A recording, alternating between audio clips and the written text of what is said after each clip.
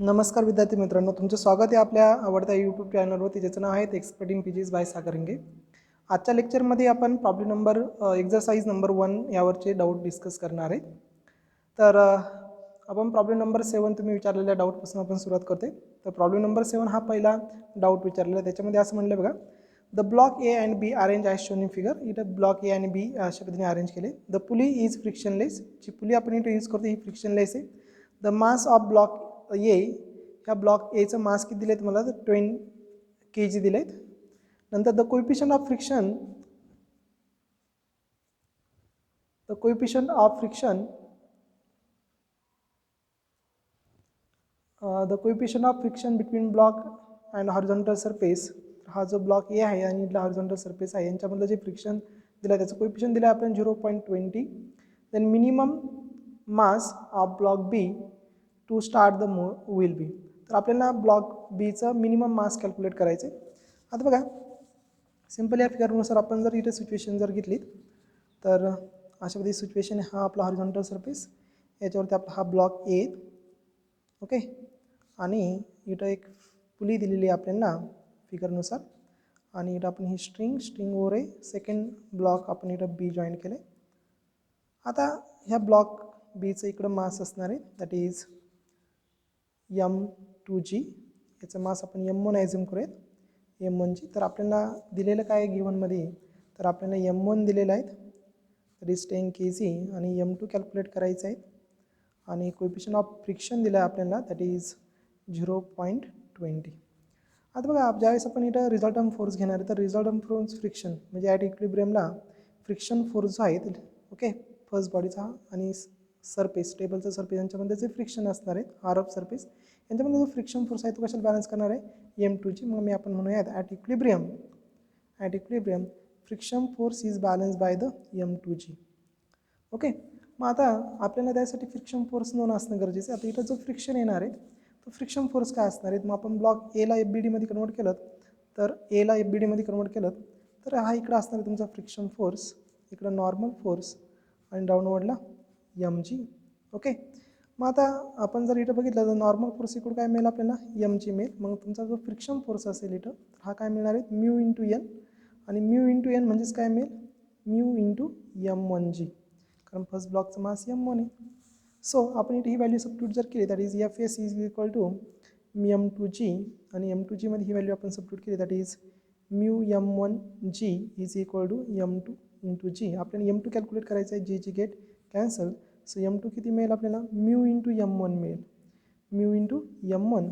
So mu is 0.20 into G is 10 घेतलं आपण, तर 2 kg एवढं मास कसं असेल, M2चं असेल.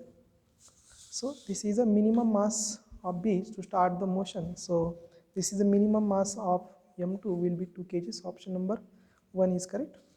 आता सेकंड मध्ये काय म्हणलं बघा, problem number second.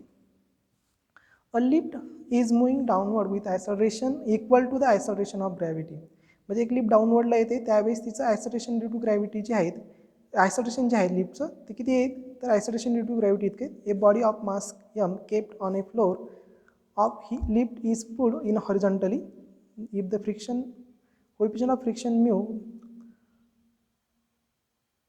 then frictional resistance offered by the body. आता बघा काय सिच्युएशन आहे, आपल्याला एक लिफ्ट दिलेली आहे आणि ह्या लिफ्टमध्ये एक बॉक्स आहेत, ओके, आणि ह्या बॉक्स आणि ह्या सरफेसमध्ये फ्रिक्शन फोर्स फ्रिक्शनल म्यू दिलेला आहे, या दोन्हीमधलं friction coefficient of friction mu आहे, आणि बॉडी डाऊनवर्डला काय राहिली, ॲक्सलरेट होऊ राहिली, लिफ्ट डाऊनवर्डला ॲक्सलरेट होते, तिचं ॲक्सलरेशन किती डाऊनवर्डला, तर ए इज इक्वल टू जी. आता आपण जर हिला FBDमध्ये कन्वर्ट, लिफ्टला FBDमध्ये कन्वर्ट केलं, अपवर्डला नॉर्मल फोर्स, डाऊनवर्डला समजा लिफ्टचं मास M पकडला आपण तर MG, आणि मग रिझल्टंट फोर्सनुसार जर घेतलं तर रिझल्टंट फोर्स काय मिळेल, mass into acceleration is equal to, याला सपोर्ट कोण करेल, MG सपोर्ट करेल, तर अपोजिशन करेल नॉर्मल फोर्स. तर इथं नॉर्मल फोर्स जर आपण कॅल्क्युलेट केलं तर काय मिळेल, MG मायनस MA, परंतु ए किती आपला, तर G इतका आहे, म्हणजेच किती मिळेल, MG मायनस MG, आणि नॉर्मल फोर्स इथं मिळेल 0. नॉर्मल फोर्स जर 0 असेल तर फ्रिक्शन फोर्स किती येईल, friction force equal mu into N. So mu into 0. So तुम्हाला इथं फ्रिक्शन फोर्स तुमचा किती होईल, झिरो होईल. म्हणजे नॉर्मल फोर झिरो असेल तर फ्रिक्शन फोर्स तुमचा ऑब्व्हियसली झिरो असेल, म्हणजेच त्या बॉक्सवरती कोणत्या प्रकारचं वेट एक्झर्ट फोर्स एक्झर्ट होणार नाही, कोणत्या प्रकारचा फ्रिक्शनल रेजिस्टन्स तिथं ऑफवर्ड होणार नाही. So friction resistance offered by the body will be zero. So option number 4 is correct. आता 9 नंबरचा प्रॉब्लेम आपण घेऊयात. 9 नंबरचा प्रॉब्लेम. आता 9 नंबरच्या प्रॉब्लेममध्ये आपण काय दिले ते आपण थोडं समजून घेऊयात.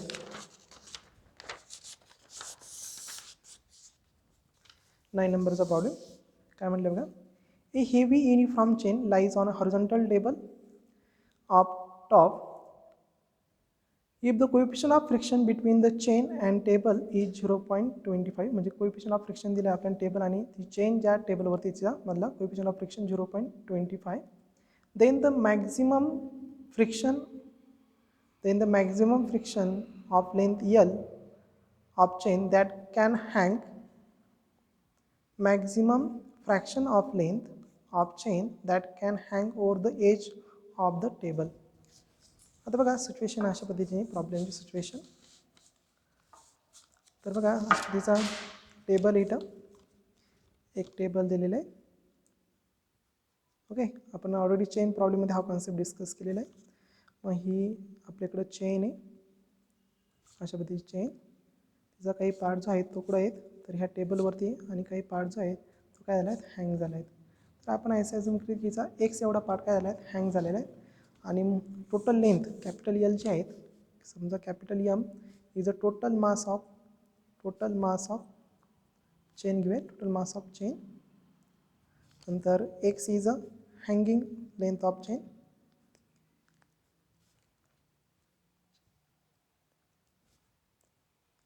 जो हँग पार्ट आहे त्याची लेंथ आपण एक्स घेतलेली. So L minus X total नंतर L capital L is a total length of chain, total length of चेनची टोटल लेंथ आहे. आणि मग L minus X is a length of chain on table,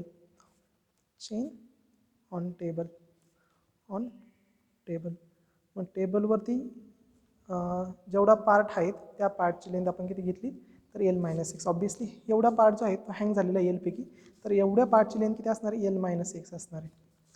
आता बघा हा जो सरफेस आहे हा कसा आहे फ्रिक्शन सरफेस, याचा कोएफिशियंट ऑफ फ्रिक्शन आपल्याला म्यू दिलेला आहे, तो 0.25 दिलेला आहे.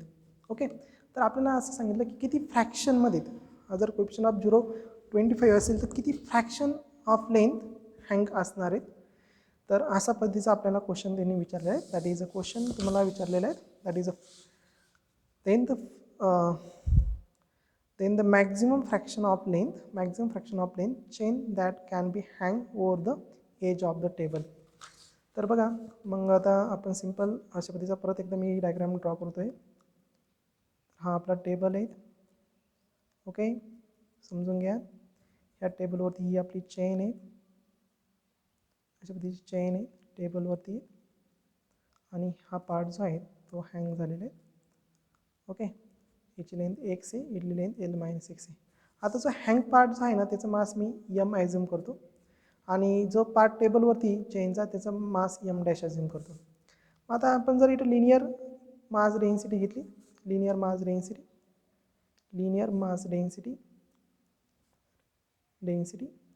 तर लिनियर मास डेन्सिटी काय मिळेल. समजा आपण लिनियर मास डेन्सिटी रो घेतली, ही संपूर्ण चेनसाठी कशी असणार आहे सेमच असणार आहे. ही असेल M upon L. So rho for small M is equal to small M upon तिची लेंथ एक्स. परंतु रो आपल्याला माहीत आहेत तर रो किती मिळेल capital M upon L is equal to small M upon X. तर जो पार्ट हँग आहे त्या पार्टची mass, so mass of hanging chain, mass of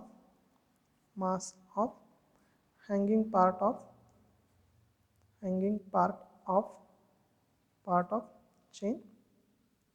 okay, मग हा मास किती मिळेल आपल्याला that is M is equal to capital M upon L into X. Clear. आता similarly rho for M dash, जो पार्ट टेबलवरती चेनचा जो पार्ट टेबलवर त्याचं मास एम डॅश असून केलं त्याचा रो काय मिळेल परत is rho is equal to M dash आपण त्याची length L minus X. Okay, आणि मग परत हा एम डॅश जर आपण कॅल्क्युलेट केला तर एम डॅश किती मिळेल आपल्याला, M dash is equal to rho into L minus X. परत रो ही आपल्याला माहीत आहे, रो किती आहेत तर capital M upon L into L minus X.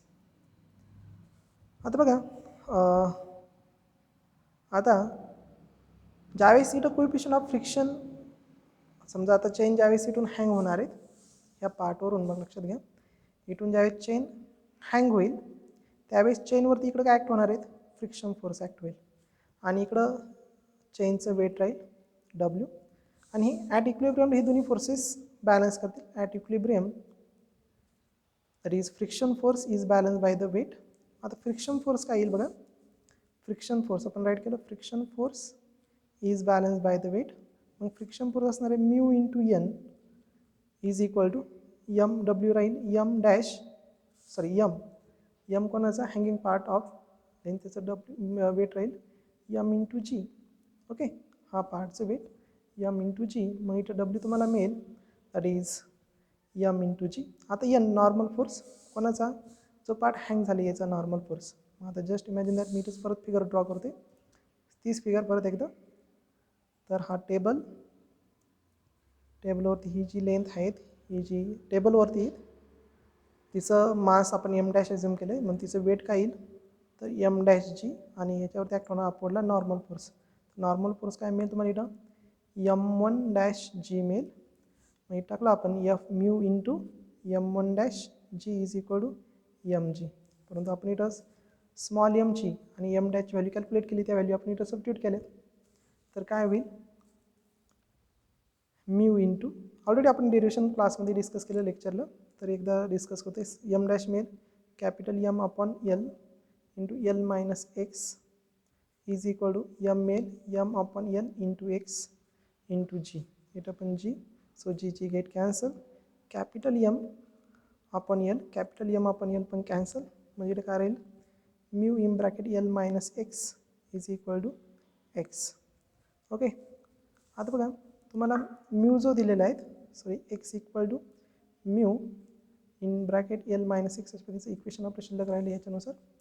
Okay, मग आता आपल्याला म्यू माहिती आहे किती येतो 0.25 आहे, 0.25 इंटू एल मायनस एक्स.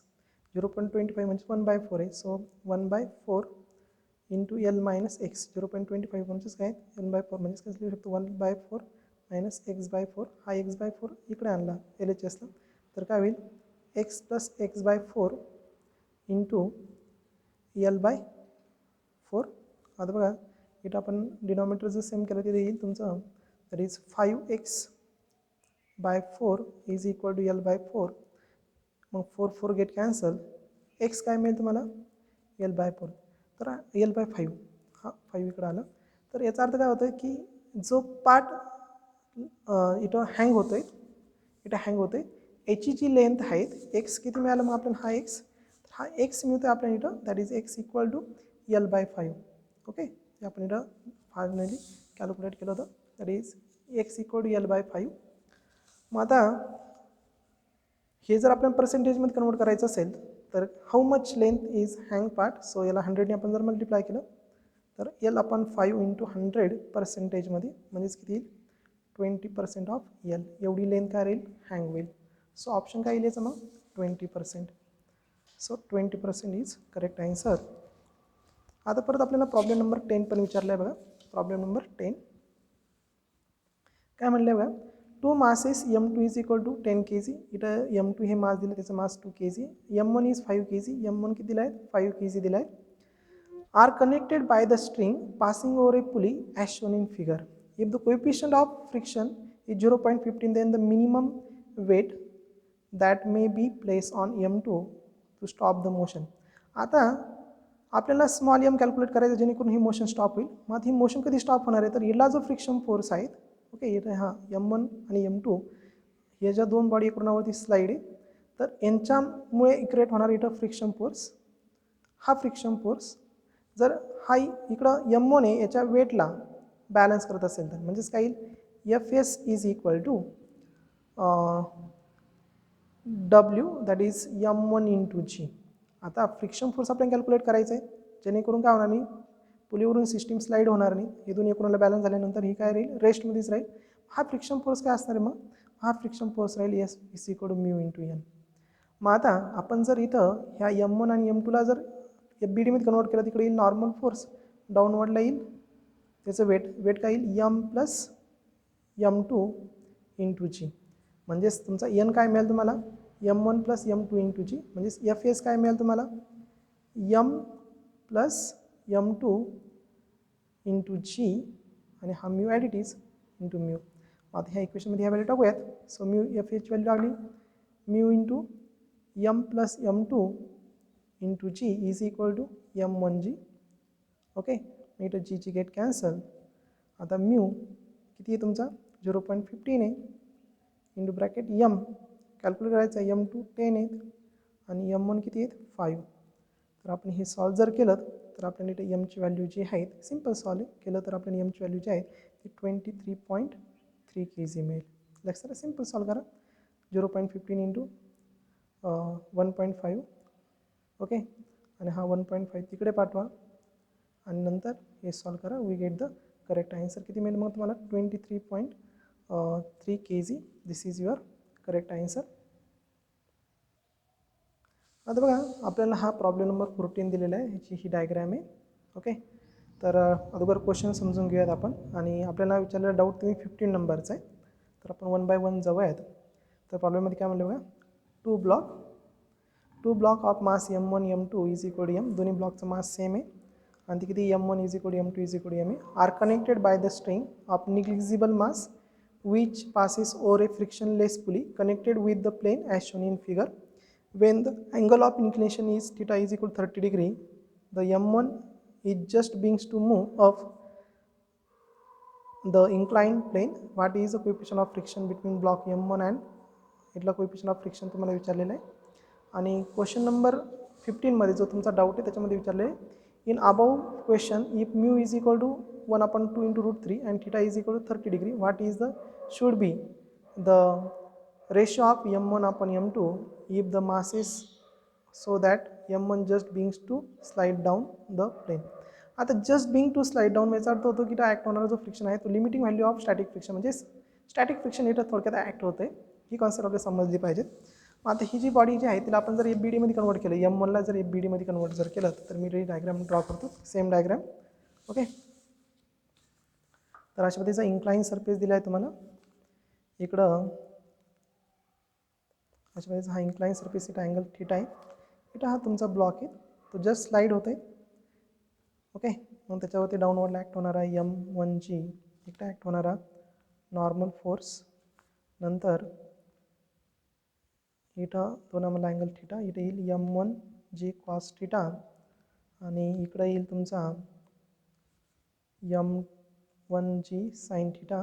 आणि ह्याच डिरेक्शन काय असणार तुमचं, फ्रिक्शन असणार आहे. काय असणार आहे, फ्रिक्शन. मग आता आपण जर फ्रिक्शन जर बघितली इथं, तर फ्रिक्शन फोर्स इक्वल तुम्हाला मिळेल that is mu into N, आणि एन तुम्हाला माहिती आहे that is mu into M1G sine theta. आता इथं जर फ्रिक्शन बसलं ॲट इक्विलिब्रियमला तर फ्रिक्शन फोर्स म्हणजेच M1G साइन थिटा आहे. फ्रिक्शन फोर्स म्हणजेच काय, M1G sine theta. So M1G sine theta is equal to mu M1G, इथं कॉस थिटा, सॉरी एन कोणला बॅलन्स करेल, so mu M1G cos theta. इथं चुकलं थोडंसं, नॉर्मल फोर्स कशाला बॅलन्स करेल, M1G कॉस थिटाला. तर बघा M1G कॉस थिटा, मग आता इथं M1 get cancel, G get cancel, so mu is काय मिळेल, साइन थिटा आपण कॉस थिटा. मग आता इथं तुम्हाला अँगल किती दिलेले आहेत, 30 डिग्री, थिटा किती दिले आहेत 30 डिग्री. सो इथं tan 30 आणि थिटा दॅट इज tan 30, आणि tan 30 किती मिळत असतो, तर tan 30 मिळेल तुम्हाला 1/√3. This is solution of problem number 15. हा ऑलरेडी तुम्हाला सॉल्व झालेला आहे, याचं हे आन्सर आहे. Okay, problem number 15√3. आता त्यांनी काय सांगितलं सेकंड केसमध्ये, जो तुम्ही डाऊट विचारला आहे तुम्ही, तर अबोव केसमध्ये म्यूची व्हॅल्यू, ओके याच केसमध्ये अबोव क्वेश्चनमध्ये म्यूची व्हॅल्यू 1/2/√3 टाकली आणि थिटा इज काय टाकला 30 degree. What is the should be the ratio of M1 upon M2 so that the masses of so that the masses M1 just begins to slide down. आता आपण ही पूर्ण system इथं consider करणार आहे. आता ज्यावेळेस ही पूर्ण सिस्टम आपण इथं कन्सिडर करणार आहे त्यावेळेस याचा जो अप्लाइड फोर्स असणार आहे M2G तो याच्या फ्रिक्शन फोर्स आहे. इथं ही बॉडी ज्यावेळेस अपवर्डला सलेविट त्यावेळेस Fk हे दोन्ही फोर्स एकूणाला बॅलन्स करतील. Fk आणि M1G म्हणजे नेट फोर्स आपण जो म्हणू तो नेट फोर्स कोणता असणार आहे Fk आणि M2G म्हणजे M2G मायनस Fk आणि बॉडी मूव्ह होत नाही म्हणजे तो रिझल्टंट फोर्स की झाला 0 कारण बॉडीज कोणत्या प्रकारचं ॲक्सलरेशन इथे मिळत नाही. Body just try to move. हा Fs static friction. Okay Fs. मग आपण इथं केस जर घेतली that is Fs is equal to M2G. आता Fs काय असतं तुमचा μn is equal to M2G. So μn so n is M1G cos theta is equal to M2G. आपल्याला रेशो कॅल्क्युलेट करायचं M1 आपण M2चा. आता इथं G गेट कॅन्सल. हा M2 इकडे आणूयात. सो M1 आपण M2 आणि हे तिकडे जाऊन द्यात. सो 1 आपण म्यू इंटू 1 आपण कॉस थिटा. म्यू आणि कॉस थिटा इकडे आणलं इकडे मल्टिप्लाय होतं इकडे आलं डिवाइड झालं. तर आता इकडे व्हॅल्यू बघूयात 1 आपण M2 इज इक्वल टू 1 आपण म्यूची व्हॅल्यू किती सांगितली त्यांनी 2 इंटू रूट 3 सांगितली इंटू 1 आपण सांगितली ना म्यूची व्हॅल्यू म्हणजे 2 इंटू रूट 3. म्यूची व्हॅल्यू काय सांगितली आपल्याला म्यूची व्हॅल्यू सांगितली दॅट इज 1 आपण 2 इंटू रूट 3. मग 1 आपण म्यू काय होऊन जाईल त्याचा reciprocal 2 into root 3 into cos theta 1 आपण cos 30. Okay so 2 into root 3 into cos 1 आपण कॉस 30 इज रूट 3/2. 2 वरती गेला रूट 3 गेट कॅन्सल 2 2 जा 4 म्हणजेच M1 आपण M2चा रेशो काय मिळतो म्हणजे इथं M1 आपण M2चा रेशो मिळतो मला 4 काय मिळेल 4. Okay so this is a problem number 15चं सोल्युशन. आता प्रॉब्लेम नंबर 18 विचारलं आहे बघा. प्रॉब्लेम नंबर 18 प्रॉब्लेम नंबर 18 15चं सोल्युशन बघा. 15चा आन्सर तुम्हाला मिळेल इथं 4 is a solution of problem number 15. आता आपल्याला प्रॉब्लेम नंबर 18 बघायचं आहे. प्रॉब्लेम नंबर 18 आता बघा क्वेश्चनमध्ये असं विचारलं आहे a block of mass 0.1 kg is held against the wall by the applying horizontal force 5 Newton of the block. If the coefficient of friction between the block of the wall is 0.5 then the magnitude of friction of the force acting on the block. म्हणजे कशी situation दिली बघा ते अगोदर समजून घ्या. Situation कशी दिली मी तुम्हाला.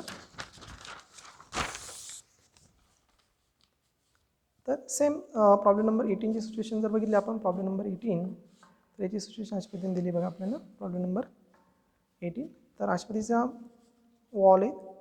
ह्या वॉलवरती इथं हा ब्लॉक जॉईंट आहे आणि ह्या ब्लॉकवरती आपण अशा पद्धतीने फोर्स अप्लाय करतो आहे. ओके ह्या ब्लॉकवरती अशा पद्धतीने आपण काय केलं फोर्स अप्लाय केलं. तर ह्या ब्लॉकचं मास आपल्याला दिलं आहे. मग आपण याला जर FBD मध्ये कन्वर्ट जर केलं तर इकडं ॲक्ट होईल फ्रिक्शन फोर्स डाऊनवर्डला त्याचं वेट राहील. सो हा ब्लॉक त्याच्यावरती ॲक्ट झाला इकडं फ्रिक्शन फोर्स डाऊनवर्डला त्याचं weight that is M1 into G. इकडं आता हा contact force that is normal force आणि इकडं काय असणार आहे अप्लाइड फोर्स. मग आता हा ब्लॉक डाऊनवर्डला आहे magnitude of friction force acting on block. तर मॅग्निट्यूड ऑफ फ्रिक्शन फोर्स किती असेल so Fs equal to M1G. आता M1 किती इथं तर M1 दिला आहे 0.1 G किती 9.8. तर हा किती मिळेल तुम्हाला सरळ सरळ direct magnitude of this one that is 0.98. हा काय मिळतो मला फ्रिक्शन फोर्स 0.98. आता बरेच जण काय सॉल्व करायला जातील Fs is equal to that is mu into n. मग n दिला आहे तुम्हाला mu is 0.5 into n is 5 so 2.5. Okay mu किती दिला आहे 0.5 आणि n किती दिला आहे 5 सो 2.5 न्यूटन्स. म्हणजे काही जणांचं आन्सर हे पण येईल 2.5 न्यूटन. पण हे रॉंग का बरं रॉंग आहे कारण हा मॅक्झिमम लिमिटिंग फोर्स आहे. आपल्याला काय विचारलं आहे magnitude of friction force acting on block. मग magnitude of friction force acting on block that is a minimum friction. मग किती ॲक्ट होईल तर हा ब्लॉक इथं स्टेबल राहण्यासाठी हा ब्लॉक याला जॉईंट राहण्यासाठी फ्रिक्शन फोर्स आणि MG कोणाला बॅलन्स असले पाहिजेत. हा जो डाऊनवर्डला MG ॲक्ट होणार आहे हे कोणाला बॅलन्स असले पाहिजे. सो Fs इज इक्वल काय मिळेल तुम्हाला मग M1G दॅट इज 0.98 न्यूटन्स. समजते का ओके 0.98 न्यूटन्स.